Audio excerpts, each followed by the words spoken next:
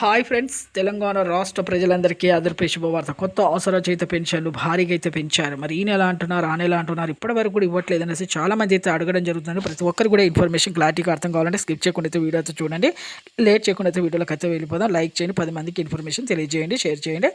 కొత్త వారికి, పాత వారికి, వృద్ధులకి, వితంతులకి, ఒంటరి మహిళలకు 4,000, వికలాంగులకు 6,000, హెచ్ఐబీడీ, చేనేత, మగ్గం కార్మికులకు, డయాలసిస్ వారికి 4,000, వీరందరికీ కూడా 4,000 అయితే వేస్తున్నారు. ఇప్పుడు కొంత ఆర్థిక ఇబ్బందుల వల్ల లేట్ అయిందనేసి సీఎం గారు మంత్రి సీతక్క గారు చెప్పడం జరిగింది.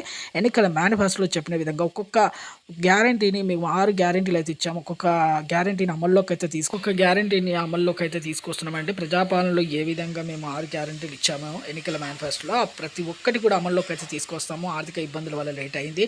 అలాగే 1,000 కోట్ల బదులు ఇప్పుడు 1,000 కోట్ల అదనంగా అయితే 2,000 కోట్లు అయితే అదనంగా అయితే జరుగుతుంది, భారం పడుతుంది. అలాగే ఆధార్ కార్డు, రేషన్ కార్డు, అలాగే మీకు ఆధారం కూడా ఫేక్ అనేది చూపిస్తున్నారు. వెరిఫికేషన్ కూడా చేస్తున్నాము. ప్రభుత్వ ఉద్యోగం చేసే పిల్లల తల్లిదండ్రులు కూడా రద్దు అవుతుంది. అలాగే డబుల్ పెన్షన్స్ తీసుకున్న వాళ్ళకు రద్దు అవుతుంది. 4 వీలర్ ఉన్నా కూడా రద్దు అవుతుంది. కరెంట్ అలాగే ట్యాక్స్ పే చేసిన వారు కూడా రద్దు అవుతుంది. ఇలా వెరిఫికేషన్ చేయడం వల్ల కూడా లేట్ అయింది.